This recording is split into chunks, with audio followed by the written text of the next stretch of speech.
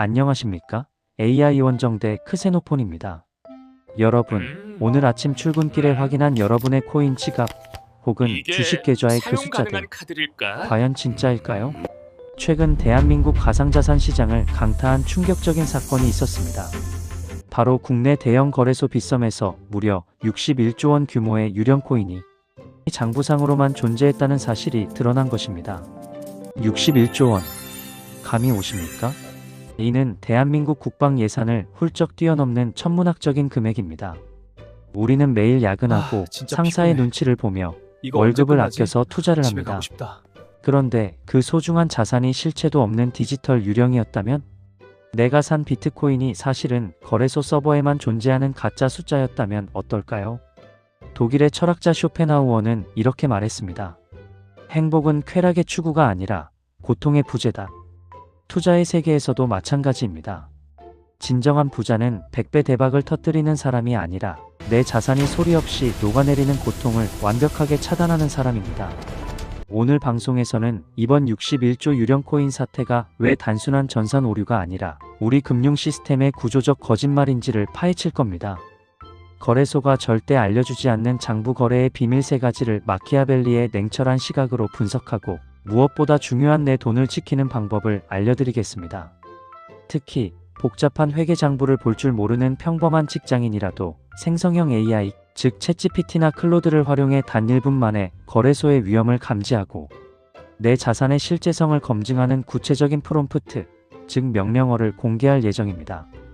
또한 정부가 제공하는 금융 안전망 서비스를 어떻게 활용해야 하는지까지 꼼꼼하게 챙겨드리겠습니다. 내 자산이 누군가의 실수로 증발하는 것을 원치 않으신다면 오늘 영상 끝까지 시청해 주십시오. 불안을 확신으로 바꾸는 구체적인 전략을 얻어가실 수 있을 겁니다. 본론으로 들어가기 전에 잠시 구독과 좋아요 부탁드립니다. 여러분의 작은 클릭이 더 깊이 있는 분석과 전략을 만드는데 큰 힘이 됩니다. 자, 먼저 마음가짐부터 다잡아 봅시다. 우리는 왜 투자를 할까요? 더 많은 돈을 벌어 행복해지기 위해서입니다. 하지만 쇼펜하우어의 말처럼 인간은 이득에서 오는 기쁨보다 손실에서 오는 고통을 2.5배 더 크게 느낍니다. 이를 행동경제학에서는 손실회피 성향이라고 합니다. 61조 원 유령 코인 사태가 우리에게 주는 공포는 바로 이 지점입니다. 내가 번 돈이 사라질 수 있다는 공포죠. 이번 사태의 핵심은 내부 장부 거래와 온체인 거래의 불일치입니다. 쉽게 설명해 드리겠습니다. 여러분이 카지노에 갔다고 상상해 보세요. 현금을 주고 플라스틱 칩을 받습니다.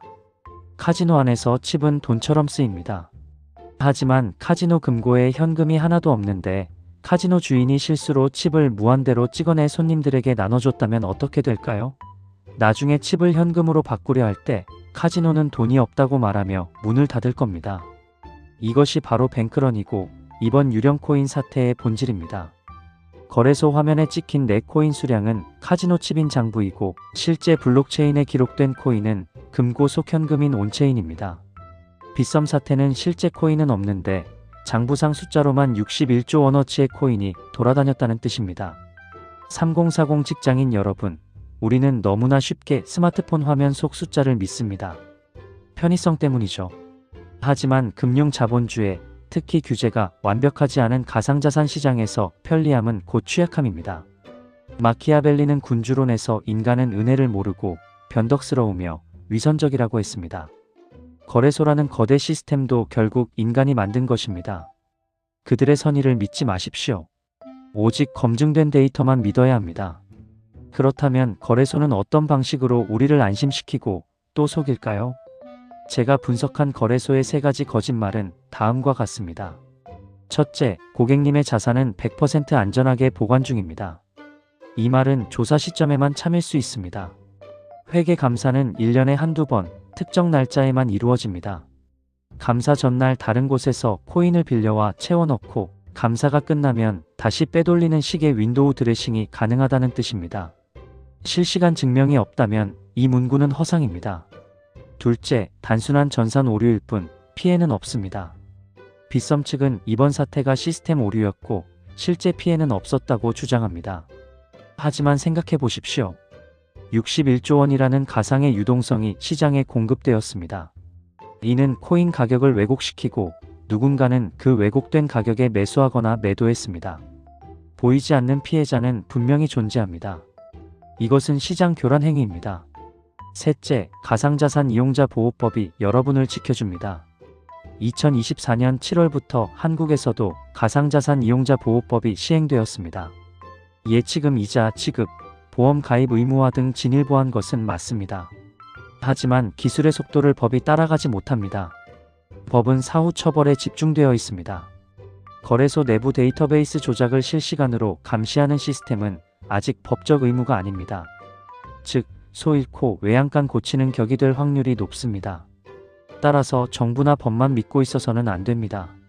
우리 스스로 디지털 자경단이 되어야 합니다. 어떻게 하냐고요? 바로 AI를 활용하는 것입니다. 복잡한 재무제표, 영어로 된 백서, 온체인 데이터. 직장 생활하기도 바쁜데 이걸 언제 다 공부합니까? 그래서 우리는 생성형 AI라는 비서를 써야 합니다. 지금부터 여러분의 자산을 지키는 구체적인 AI 활용법과 프롬프트를 알려드리겠습니다.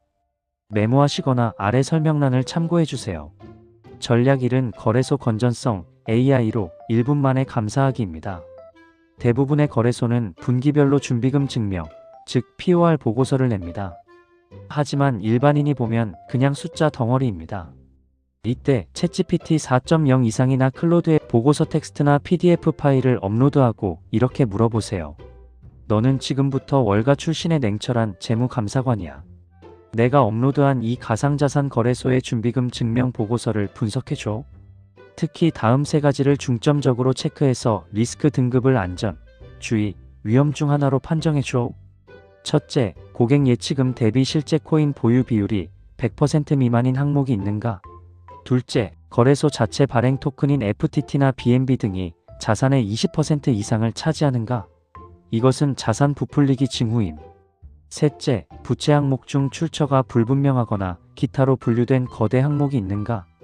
이 프롬프트를 사용하면 AI가 복잡한 숫자를 분석해 현재 이 거래소는 자체 발행, 코인 비중이 너무 높아 뱅크런시 방어가 불가능합니다. 위험 등급입니다. 라고 직관적인 조언을 해줍니다. 전략 2는 김치 프리미엄과 이상 징후 포착하기입니다. 유령 코인이 유통되면 가격에 이상 신호가 잡힙니다. 해외보다 국내 가격이 비정상적으로 높거나 낮은 경우죠. AI에게 실시간 데이터를 분석시킬 수는 없지만 패턴을 분석하게 할 수 있습니다. 프롬프트는 다음과 같습니다. 최근 일주일간 한국 거래소인 빗썸, 업비트와 글로벌 거래소인 바이낸스 간의 비트코인 가격 차이인 김치 프리미엄 데이터를 줄게. 네이버 증권이나 코인마켓캡에서 긁어온 텍스트를 붙여넣으세요. 통계적으로 볼 때 과거 3년 데이터와 비교해서 현재의 프리미엄 변동폭이 비정상적인 패턴인지 분석해줘. 만약 급격한 프리미엄 하락이나 상승이 있었다면 이것이 대규모 매도 물량, 즉 유령 코인 의심과 상관관계가 있을 가능성을 시나리오별로 예측해줘. 전략 3은 공지사항의 행간 읽기입니다. 거래소는 문제가 생기면 점검 핑계를 댑니다. AI는 인간이 놓치는 언어의 패턴을 읽습니다. 프롬프트 예시입니다. 최근 6개월간 A 거래소의 입출금 일시 중단 및 서버 점검 공지사항 텍스트를 모두 분석해줘.